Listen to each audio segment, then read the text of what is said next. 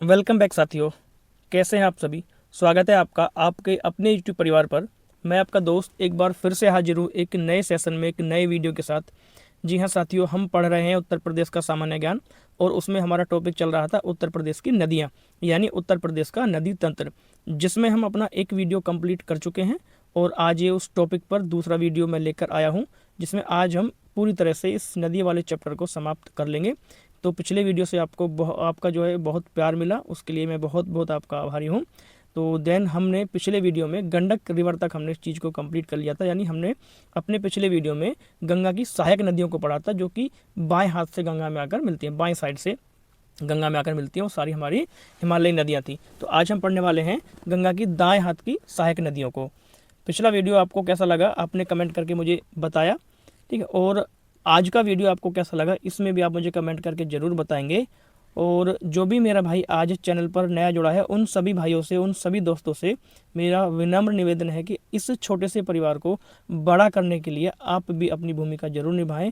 तो मेरे भाई, आप अगर चैनल पर विजिट कर रहे हो तो चैनल को सब्सक्राइब जरूर करें और वीडियो को उन लोगों तक भी जरूर शेयर कर दें जो कि उत्तर प्रदेश का सामान्य ज्ञान यानी उत्तर प्रदेश से संबंधित किसी भी भर्ती की तैयारी वो कर रहे हैं। तो चलिए हम शुरू करते हैं आज का अपना टॉपिक। तो गंडक नदी तक हमने इसको कवर कर लिया था। तो जिन भी दोस्तों ने मेरा पहला वीडियो नहीं देखा तो आप उस वीडियो को जरूर देखें, क्योंकि उसमें मैंने कुछ इंपॉर्टेंट चीज़ें आपको पढ़ाई थी। तो अगर उस वीडियो से आप शुरुआत करेंगे, उसके बाद इस वीडियो को देखेंगे, तो आपका जो है बेस क्लियर हो जाएगा और नदियों का जो ओरिजिन स्थल है उसमें आपको कभी भी कन्फ्यूजन नहीं होगा, क्योंकि मैंने मैप के थ्रू वो सारी चीज़ें आपको उसमें बताई हुई थी। तो चलिए शुरू करते हैं आगे। आज हम पढ़ने वाले हैं यमुना नदी को, यमुना नदी का ओरिजिन स्थल और उसकी कुछ सहायक नदियाँ। यमुना से जो भी इम्पोर्टेंट फैक्ट है मैं यहाँ पर आपको बताने वाला हूँ, जो बेहद ही इंपॉर्टेंट है आपके पेपर के लिए। तो बात कर लेते हैं उद्गम स्थल की। तो यमुना नदी का जो उद्गम स्थल है वो उत्तरकाशी, एक जिला पड़ता है उत्तरकाशी उत्तराखंड में। तो वहाँ बंदरपूंछ चोटी, ठीक है, यमुनोत्री ग्लेशियर है। तो यमुनोत्री ग्लेशियर से जो यमुना नदी है उसका उद्गम होता है, नहीं, बंदरपूंछ चोटी। तो यहाँ से इसका उद्गम होता है। आगे मैं बात करता हूँ, यमुना उत्तर प्रदेश में सहारनपुर जिले के फैजाबाद से प्रवेश करती है। सहारनपुर जिले में फैजाबाद है, तो वहाँ से यमुना उत्तर प्रदेश में प्रवेश करती है। और यमुना का एक अन्य नाम कालिंदी भी है, इसको कालिंदी भी बोला जाता है यमुना नदी को। तो ये इंपॉर्टेंट फैक्ट है, इसको याद रखेंगे। आगे अगर मैं बात करता हूँ तो यमुना नदी भारत के 5 राज्यों, ठीक है, जिनमें से उत्तराखंड, हिमाचल प्रदेश, हरियाणा, दिल्ली और उत्तर प्रदेश, ठीक है, इन राज्यों से यमुना नदी बहती है। तो 5 राज्यों से जो है यमुना नदी देश में प्रवाहित होती है। आगे बात कर लेते हैं, यमुना नदी की जो कुल लंबाई है वो 1376 किलोमीटर है। यमुना नदी की कुल लंबाई 1376 किलोमीटर है। आगे बात करते हैं हम यमुना की सहायक नदियों पर। यमुना नदी की सहायक नदियाँ कौन कौन सी हैं। तो सहायक नदी मैंने आपको बताया था, जो भी छोटी मोटी नदियाँ होती हैं वो किसी एक बड़ी नदी में अगर अपना जल गिराती हैं, यानी किसी बड़ी नदी के साथ मिल जाती हैं, तो वो उसकी सहायक नदियाँ कहलाती हैं। तो ऐसी कुछ नदियाँ हैं जो यमुना में मिलती हैं और यमुना में मिलकर फिर वो गंगा में मिल जाती हैं, क्योंकि जो यमुना है वो गंगा की ही एक सहायक नदी है। तो यमुना की जो सहायक नदी है, चंबल नदी को हम इसमें पढ़ेंगे, बेतवा, केन, हिंडन, टॉन्स और सिंध, ठीक है। तो ये जो है यमुना नदी की सहायक नदियां हैं। जैसे अगर बात करता हूँ टॉन्स की, तो टॉन्स जो है यमुना की सबसे बड़ी सहायक नदी है। टॉन्स नदी जो है यमुना की सबसे बड़ी सहायक नदी है और यमुना गंगा की सबसे बड़ी सहायक नदी है। आगे बात करते हैं, यमुना नदी प्रयागराज में गंगा नदी में मिल जाती है। जो यमुना रिवर है तो ये प्रयागराज में जाके संगम पर गंगा नदी में मिल जाती है। तो प्रयागराज में 3 नदियों का संगम होता है। जो प्रयागराज है वहाँ पर 3 नदियों का संगम होता है, त्रिवेणी उसको बोलते हैं। तो 3 नदियाँ कौन कौन सी हैं आपको पता होगा, ठीक है। तो गंगा, यमुना और सरस्वती, तो इन 3 नदियों का वहाँ पर संगम होता है, तो उसको बोलते हैं संगम नगरी। तो 3 नदियाँ आकर मिलती है प्रयागराज में। तो आगे बात करता हूँ, उत्तर प्रदेश में यमुना नदी पर गोकुल बैराज एक पेयजल परियोजना स्थित है, जिसका उद्देश्य आगरा और मथुरा को पेयजल उपलब्ध कराना है। इसका उद्देश्य क्या है, आगरा जिले को और मथुरा जिले को पीने का पानी उपलब्ध कराना है। तो कौन सा बैराज बना हुआ है, गोकुल बैराज, ठीक है। तो कहाँ बना हुआ है, यमुना नदी पर, तो इसको भी ध्यान रखेंगे। आगे हम बात कर लेते हैं यहाँ पे, ठीक है। तो हमने अपने पिछले वीडियो में जो गंगा की बाएं हाथ की सहायक नदियाँ ये वाली, जैसे रामगंगा, गोमती, ठीक है, घाघरा, काली, करनाली, गंडक रिवर, कोसी, तो इन नदियों को हमने कंप्लीट किया था ये वाली जो नदियाँ हैं ये बाएं साइड से जो है गंगा में आकर मिलती हैं। तो आज हम पढ़ने वाले हैं दाएं हाथ की नदियों को, जो दाएं हाथ से गंगा में आकर मिलती हैं। ठीक है, अगर आपको ये इन नदियों के बारे में जानना है तो इससे पहले वाला मेरा वीडियो जरूर देख सकते हैं, क्योंकि मैं इस वीडियो के लास्ट में उस वीडियो का लिंक लगा दूंगा। तो जैसे ये वीडियो आपका खत्म होगा तो ऊपर उस वीडियो का लिंक आपको मिल जाएगा, वहाँ से आप उस पर क्लिक करके पहले वाली वीडियो पर पहुँच सकते हैं। तो सबसे पहले बात करते हैं हम यमुना नदी की। तो देखिए यमुना नदी यहाँ से निकलती है, ये है यमुनोत्री ग्लेशियर। ठीक है, यमुनोत्री हिमनद बंदरपुर चोटी। तो यहाँ से ये यमुना नदी, देखिए यहाँ से यमुना नदी आ रही है, यमुना नदी का जो है उद्गम हुआ है। और ऐसे यमुना नदी आगे बढ़ते हुए कहाँ पे आके मिलती है गंगा में, यहाँ पे इस स्थान पर, इसको कहते हैं प्रयागराज। तो इस प्रयागराज नामक स्थान पर जो है यमुना नदी गंगा में आकर मिल जाती है। आगे हम बात करते हैं थोड़ी सी, देन आगे देख लेते हैं। उसके बाद अगर मैं बात करूं तो यमुना की जो सहायक नदियां, तो सबसे पहले जो नदी है यमुना की वो है चंबल। चंबल नदी जो है सबसे पहले आके यमुना नदी में मिलती है। तो चंबल नदी का देखो यहाँ से ओरिजिन होता है, उद्गम यहाँ से होता है, और ये इस स्थान पर इटावा में, ठीक है, कहाँ पर, इटावा में यमुना नदी में मिल जाती है। तो चंबल जो नदी है उसका जो उद्गम है वो जनापाव पहाड़ी मध्य प्रदेश से इसका उद्गम होता है। ठीक है, तो ऐसे जैसे आगे बढ़ते हैं फिर यमुना नदी आगे बढ़ती है। तो यहाँ एक विदिशा मध्य प्रदेश में एक स्थान है, तो वहाँ से एक नदी निकलती है, ये वाली नदी। ठीक है, और ये जो नदी है जालौन में कहाँ पे जाके मिलेगी, यमुना मिल जाएगी। ठीक है, तो इस नदी का नाम है सिंध। ये सिंध नदी जो है यहाँ से निकलेगी विदिशा नामक स्थान से मध्य प्रदेश में, और जालौन के समीप जो है कहाँ पे मिलेगी, यमुना नदी में ये मिलती है। उसके बाद आगे बात करते हैं बेतवा नदी की। जो बेतवा नदी है विंध्याचल पर्वत से निकलती है मध्य प्रदेश में, ये विंध्याचल पर्वत है, और ऐसे आगे बढ़ते हुए हमीरपुर में जाके यमुना में मिल जाती है। तो 3 नदियाँ जो है ये यमुना में मिलती हैं आसपास। और उसके बाद आगे जैसे यमुना नदी आगे बढ़ती है तो कैमूर की पहाड़ियाँ पड़ती हैं मध्य प्रदेश में, और कैमूर की पहाड़ियों से एक नदी और निकलती है जिसका नाम है केन नदी। तो केन नदी जो है ये बांदा नामक जगह पर, बांदा जिले में आकर यमुना में मिल जाती है, और यमुना में मिलने के बाद ये सीधी गंगा में प्रवेश कर जाती हैं। ठीक है, तो यमुना की सहायक नदियाँ चंबल, सिंध, बेतवा और केन, ये चारों इंपॉर्टेंट रिवर हैं बहुत ज़्यादा, और यहाँ से आपके भर भर के क्वेश्चन एग्जाम में आपके पूछे जाते हैं। अगर उत्तर प्रदेश की नदियों से क्वेश्चन पूछा जाएगा तो इन नदियों से आपका क्वेश्चन जरूर पूछा जाता है, इस बात का आप ध्यान रखेंगे। तो ये नदियाँ यमुना में मिली, और यमुना के साथ साथ गंगा में ये जाके मिल जाती है। उसके बाद आगे कैमूर पहाड़ियों से एक नदी निकलती है टॉन्स। ठीक है, टॉन्स नदी कैमूर पहाड़ियों से निकलती है और जाके फिर ये कहाँ मिलती है, गंगा में जाके मिल जाती है। ठीक है, और इसके साथ आगे अगर हम आगे बढ़ते हैं तो आगे बढ़ने के साथ साथ यहाँ पे अमरकंटक पहाड़ है मध्य प्रदेश में, अमरकंटक की चोटी। तो यहाँ से एक नदी निकलती है सोन नदी, और ये सोन नदी दाएं हाथ की गंगा की एक सहायक नदी है। तो कहाँ जाके मिलेगी, ये नदी जाके मिलती है पटना में।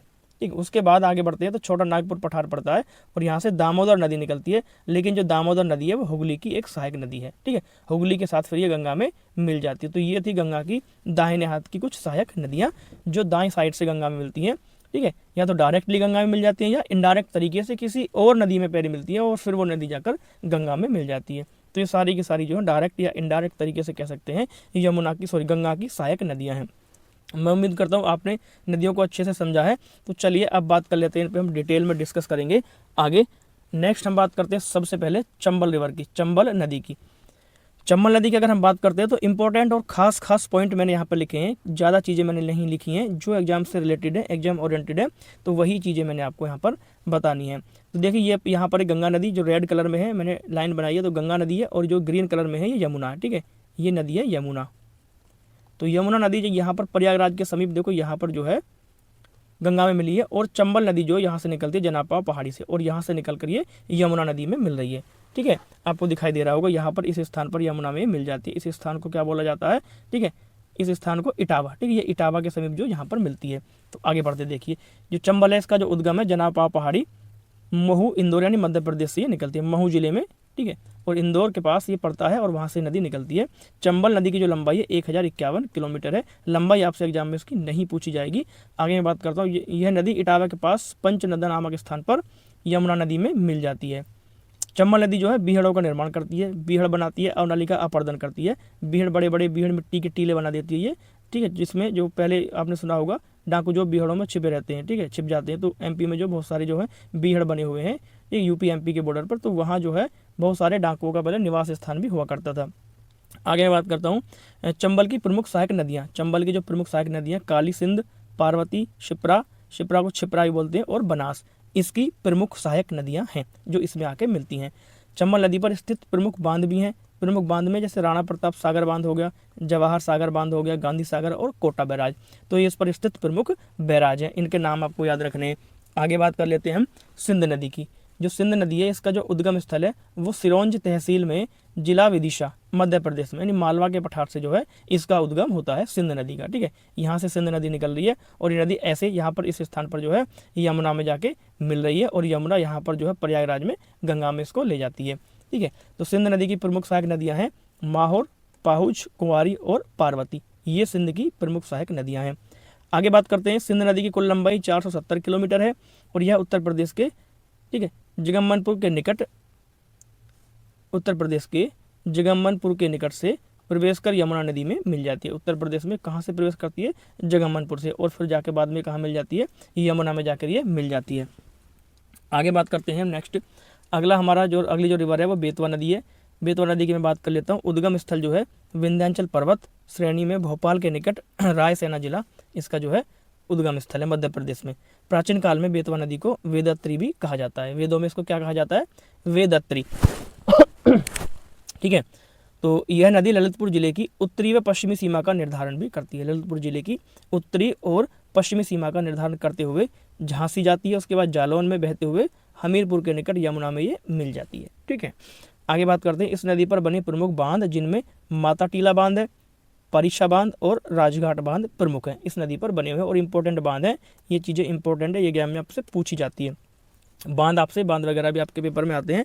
तो माता टीला, पारिशा और राजघाट बांध किस नदी पर है? बेतवा नदी पर।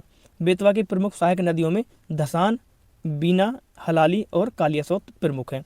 इस नदी की लंबाई 590 किलोमीटर है। ठीक है, ये रहा बेतवा का ओरिजिन, और जो बेतवा नदी है यहाँ से निकलती है विंध्याचल पर्वत से, और इस स्थान पर आकर जो है ये कहाँ मिलती है? यमुना में आकर मिल जाती है। ठीक है, हमीरपुर के पास में, और यमुना यहाँ से आगे बहते हुए फिर गंगा नदी में आकर मिल जाती है। आगे चलते हैं, केन नदी की बात करते हैं। जो केन नदी है इसका उद्गम होता है कटनी जिला मध्य प्रदेश की। ठीक है, और कैमूर पहाड़ियों से ये नदी निकलती है। केन नदी को कर्णावती के नाम से भी जाना जाता है। आगे बात करते हैं, केन नदी बुंदेलखंड से प्रवाहित होती हुई भोजानी बांदा के निकट यमुना में मिल जाती है। जो केन रिवर है यहाँ से इसका उद्गम हुआ कैमूर पहाड़ी से, और ये बांदानी भोजा एक स्थान है, यहाँ पर यमुना में मिल जाती है, और फिर यमुना में मिलकर ये यानी यमुना नदी आगे गंगा नदी में आकर मिल जाती है। ठीक है, तो ये हरी जो डॉटेड लाइन है, जो हरी लाइन है ये यमुना है, और रेड जो है ये गंगा नदी है। ठीक है, और इस यहाँ पे बैंगनी कलर से जो बनाई हुई है यहाँ पे लिखा हुआ केन, ये केन नदी का ओरिजिन स्थल मैंने आपको दिखाया हुआ है। तो ऐसे केन नदी यमुना में आकर मिल रही है। इसकी नदियों की सहायक नदियों की बात करें तो उनमें सोनार प्रमुख है, कोपरा और उर्मिला इसमें प्रमुख है, और इस नदी की लंबाई जो है 427 किलोमीटर है। तो नदियों की जो लंबाई यहाँ से आपका क्वेश्चन नहीं बनता, ये एज ए नॉलेज के लिए मैंने आपको लिख दिया है। क्वेश्चन एग्जाम में आपका जो है नदियों की लंबाई से नहीं बनता, क्योंकि लंबाई जो नदियों की है वो विवादित होती हैं। कुछ जो महत्वपूर्ण नदियाँ हैं उनकी लंबाई फिक्स होती है, लेकिन बाकी जो छोटी नदियाँ ये विवादित होती हैं, अलग अलग जगह पर अलग अलग इनकी लंबाई देखने को मिलती है। तो इसकी सहायक नदियों में जैसे केन जो है यमुना की सहायक नदी है, केन यमुना की सहायक नदी है, उसको तो हम पढ़ ही रहे हैं। केन नदी में सजर पत्थर भी पाए जाते हैं। ठीक है, सजर पत्थर इसमें पाए जाते हैं, जो बहुत कीमती पत्थर होता है। आगे बात करते हैं सोन नदी की। जो सोन नदी है, सोन नदी का जो उद्गम स्थल है वो अमरकंटक मध्य प्रदेश में सोनमुड़ा नामक स्थान है। जो सोन नदी है यहाँ से सोन नदी का देखो उद्गम हो रहा है, और ये कहाँ पर है? ये अमरकंटक यानी एमपी में इसका उद्गम है, और ये डायरेक्टली कहाँ पे जाके मिलती है? गंगा में जाके मिलती है। यमुना की सहायक नदी नहीं है। ठीक है, इसको ध्यान रखेंगे, ये दाएं साइड से जो है डायरेक्टली गंगा की सहायक नदी है, गंगा में जाकर यहाँ पे मिल रही है। आपको दिखाई दे रहा होगा इस पॉइंट पे, ये जो है गंगा में जाकर मिली। आगे बात करते हैं, सोन नदी की प्रमुख सहायक नदियाँ हैं गोपद, रिहंद तथा कन्हार, इसकी प्रमुख सहायक नदियाँ हैं। आगे बात करते हैं, सोन नदी उत्तर प्रदेश से प्रवाहित होते हुए बिहार में पटना के निकट गंगा नदी में मिल जाती है। ठीक है, जैसे यहाँ पे सोन नदी का उद्गम हुआ और यहाँ से सीधा ये पटना में जाकर जो है गंगा में मिल गई। तो ये नदी गंगा की सहायक नदी, ना कि यमुना की। इस नदी की कुल लंबाई 784 किलोमीटर है। आगे थोड़ी सी बात कर लेते हैं टोंस नदी की। जो टोंस नदी है कैमूर पहाड़ियों से निकलती है तमसा कुंड नामक स्थान से। अगर इसका मैं मुहाना की बात करूँ, इसका जो मुहाना है प्रयागराज के निकट गंगा में मिल जाती है। ठीक है, तो ये इस स्थान पर देखो, यहाँ यमुना मिल रही है प्रयागराज में, तो उससे थोड़ा आगे चल के जो टोंस नदी है प्रयागराज के समीप ही गंगा में मिल जाती है। तो ये गंगा की एक सहायक नदी हो गई। आगे बात कर लेते हैं हम थोड़ी सी हिंडन नदी की। जो हिंडन भी है यूपी में यूपी की एक प्रमुख नदी है, उत्तर प्रदेश में बहती है। तो हिंडन नदी का जो उद्गम स्थल है वो शिवालिक पर्वतमाला सहारनपुर है। तो हिंडन नदी कहाँ से निकलती है? सहारनपुर में, और किस जगह से? शिवालिक पर्वत से। इसका मुहाना कहाँ पर? तो ये नदी नोएडा के पास में यमुना नदी में आकर मिल जाती है। ठीक है, तो ये नदी कहाँ मिलती है? नोएडा में यमुना नदी में आकर ये मिल जाती है। तो ये थी गंगा की दाहिने हाथ की प्रमुख नदियाँ, ठीक है, और उनका उद्गम स्थल। तो ये उत्तर प्रदेश की भी प्रमुख नदियां हैं। तो यहाँ से आपका एग्जाम में क्वेश्चन जरूर बनता है। तो साथियों, आज हमने इस नदी वाले टॉपिक को पूरी तरह से कंप्लीट कर लिया है। वीडियो आपको कैसा लगा आप मुझे कमेंट करके जरूर बताएंगे, और आप अगर अंत तक वीडियो में बने हुए हैं तो वीडियो को आप लाइक जरूर कर दें और वीडियो को शेयर भी कर दें। तो मिलते हैं हम नेक्स्ट वीडियो में नेक्स्ट टॉपिक के साथ। तब तक के लिए साथियों, आपका बहुत बहुत शुक्रिया और आपका दिन शुभ हो। धन्यवाद।